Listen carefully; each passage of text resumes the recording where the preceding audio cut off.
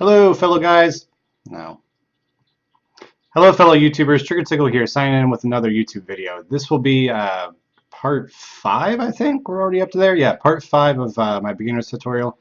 And this one's going to focus mainly upon the arena and glory shop buildings. So I got asked a couple questions a couple days ago by a couple friends, lots of couples there, and they were asking me if it's worth it to spend their wings, their arena invitations on the arena since they're so new and they're going to be losing. And for the love of God, yes, spend your fucking wings. Even if you're losing, still spend them, because if you lose, you're still going to accumulate points. So I'll show you what I mean here. So you go into the arena, and depending on your rank and where you're at, um, you're going to get a weekly award, depending on where you are. And even if you go down to just the challenger ranking, which is easy as shitballs to get to, you're going to get 10. You're going to get 10 crystals free, and you barely even need to attack that week. Challenger ranking, which shouldn't be that hard, you can do that with a full team of just 3 stars. Or 4 stars. So just starting out, once you hit probably around, I'd say level 15, 20, you shouldn't have a problem getting up to challenger level, and that's 20 free crystals a week. And not just that, you're wasting on getting arena points. You're letting it go to waste. Like, you don't even have to try. You just click auto, lose every time, and you're still going to be getting glory points. And the amount of rewards you can get from the glory shop are awesome, and you don't want to miss out on it. So how does the glory system work? So each level you get to, how I went back down to here, the challenger, whatever, beginner level, has different, God, I'm losing my place again. So it has obviously different levels. So how many points you earn each level? So I think it's up to, I'm going to say it's Challenger 900. So if you can get to Challenger the 1,000 points, so anything below 1,000 points, you're going to be getting, I think it's 2 glory points for each win that you make. 1,000 up, you start getting 3 points until you hit 13 or up, which you'll start making 4 points. And I forget where it's at, but I think it goes up to 5 points. I'm not sure if it goes up to 6. Not real clear on that, but yeah, so that's how the system works. And if you lose, you still get 1 point. And then if you go into your shop, the glory shop, you can spend those points and get some pretty good shit in here. So what is the first thing you should buy with your glory points? Devilmon. A lot of you guys already know that. You should be buying your Devilmon. You can only get 1 per week, and the reason being for that is if you start getting 4-star and above monsters, natural 4-star and above monsters, it's going to be really hard to skill them up, because the only way to do that is to feed them other monsters of the same type. And you're not going to be getting a lot of those 4-star monsters because they're shitty rare, especially with 5 stars. And you can get 5 stars by fusion. A lot of people, or most everyone in the game, can get fusion monsters, and that's pretty much going to be the only way to skill them up, unless you want to spend a crap ton of time trying to fuse them again. So the first priority you should be buying here is Devilmon, and then just save them for when you get good monsters. And if you are, like I said, just using your, if you're using your glory points at least twice a day, you should be getting anywhere from 40 to 50 points a day. So you should be able to buy one of those per week and still have some left over to upgrade the other buildings. So what is the second item you should be buying? Now, there is a bit of crap, I'm not using that. There is a bit of a debate on which one of these you should buy, and that is between the Mysterious Plant and the Sanctum of Energy. And I'm going to tell you which one that I think you should be doing. And as you can tell, I've been playing this for over a year. I didn't take my own advice and spend all of this time on the glory shops like I should have. I let my wings accumulate, and I wish to God that I hadn't done that, because that is so much wasted time.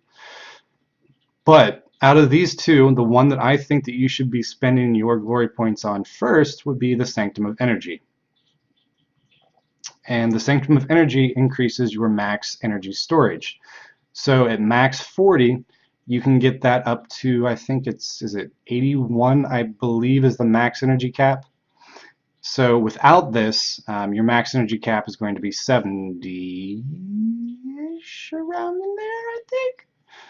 So the reason why you want to max this out first is because that gives you 10 additional energy, and when you're doing crystal energy refills, you're basically wasting that energy by not having this available to cap it. So you're going to get a lot more bang out of your buck for your crystals if you have this max. So I believe that should be the first one you should go with instead of the mysterious plant. The mysterious plant should definitely be second. The mysterious plant increases energy production rate. It does not increase.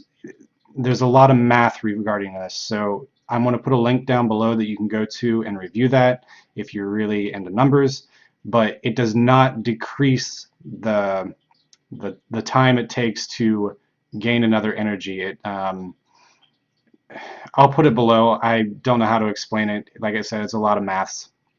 But basically, it speeds up it reduces the amount of time it takes for you to get energy. So instead of saying 5 minutes, if you upgrade it, it'll take it down 5 seconds to 4 minutes and 50 seconds.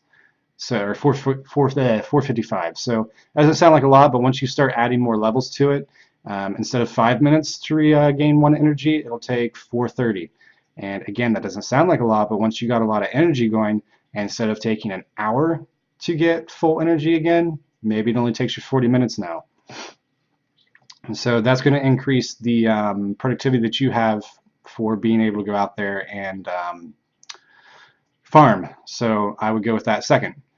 And then what should you go for from here? And by the way, don't be tempted to buy these from the Glory Shop. I know I've spent glory points on them, and again, I wish I hadn't. Because these are fuck tons expensive. Like, look at that. For one fire scroll, I could upgrade my Sanctum of Energy and still have 100 points left over. So yeah, don't waste it on these. Just don't do it. And if you waste it on an unknown scroll, I'm going to slap you. I will slap you if you waste it on an unknown scroll. You can get those just a dime a dozen. So anyways, enough babblings. Let's go back to this. So what should be your third priority? So I would go with the speed totem. It is extremely expensive to upgrade it, but it is highly worth it. And the reason being for it, it increases your speed everywhere, I do believe, even in guild battles. It increases your speed everywhere. And the current meta, which is basically just how the game is designed, what works best, speed is so important. You're going to be using speed and being able to overcome some of the big dungeons like Giant's Keep or Dragon's Lair. Speed comes in very important for that. So I would definitely go with the speed totem to upgrade. From there, what would be the best secondary attribute that you can get? And again, it's going to be dependent on how your play style is. General, speed, you can use it everywhere. Even if you're going to be playing like a slower speed style and you have like a tanky team, you can still use speed. But what would be your secondary attribute that you would want to increase? And I would go with Crystal Altar because in my opinion, HP is probably the second most important. It might actually in certain instances be more important than speed. It's sure a damn hell a lot more important than defense, even though defense does have its uses. I would still go with HP because with an HP pool, your monsters don't die as quick, clearly. So that's what I would do after the speed totem. And then what would you do from there? You can do attack. I do like attack percent, just because if you're using a team that is high on attack for one, just stoned on attack, man, I would go with probably the Ancient Sword after the Crystal Altar. And then from there, what would I do? Crit damage, you can do that. You're really not going to need it until later game, though, when you start pulling some really good runes, and if you have like attack monsters that just have really high like crit rate already, and they're dependent on how much bucket loads of crit damage they can dish out, then you can do that. But early game, I wouldn't really go with it because you're not too dependent upon that. You're more dependent on how quick can I get my team, how am I able to survive. So that's really what you want to do first, is those. So I wouldn't focus on that until late game. Once you have the other ones upgraded and then you're starting to really focus and just tweak how your team's starting to go, then you can go with that one. This one, Arcane Booster Tower, again, leave that one till the end. That is late game when you're really starting to get in a high level arena and you want to start pumping out just every little tiny bit of advantage that you can get. Then you can start doing those. The same goes with these guys. These are elemental specific towers. I got them all just because I thought it looked cool.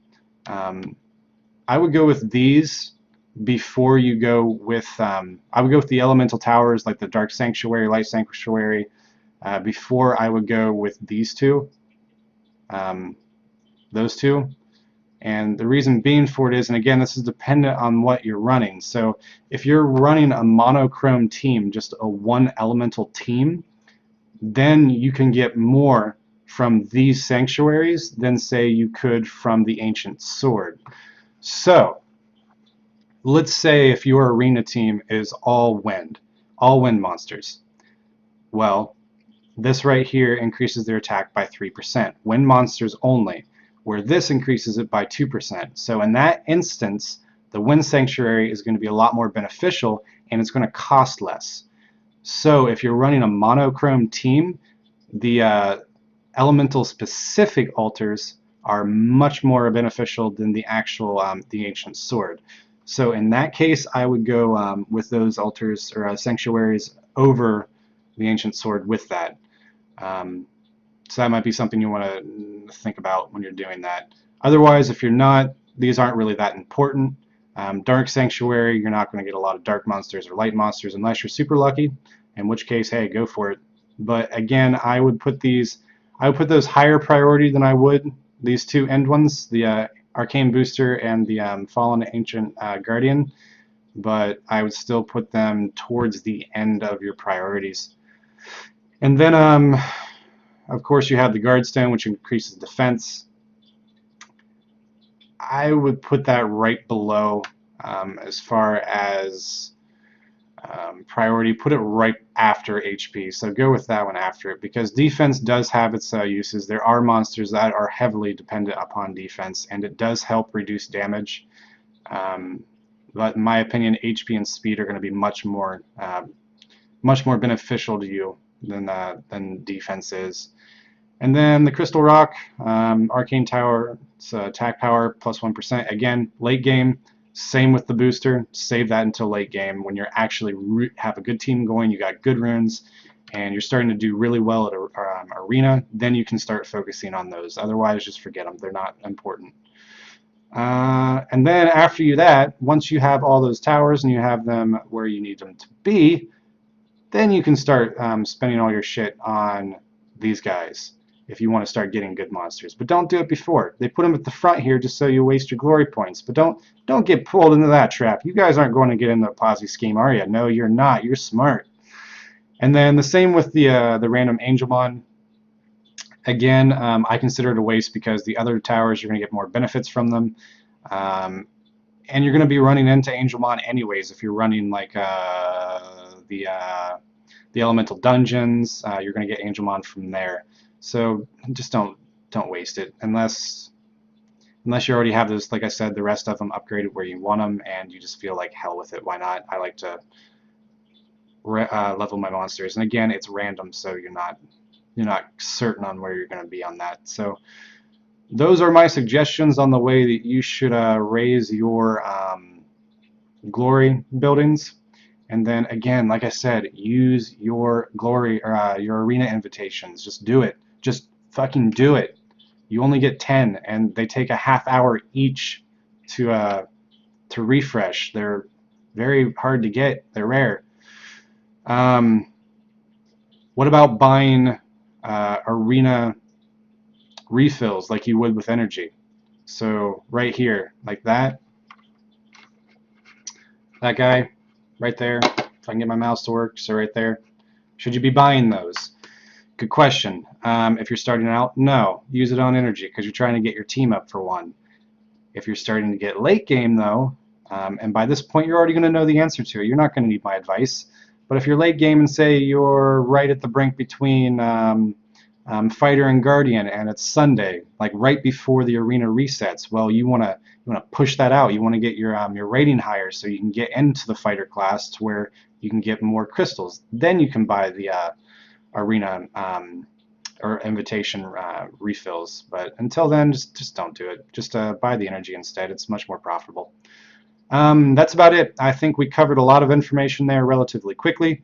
If you liked the video, as always, like, comment, subscribe.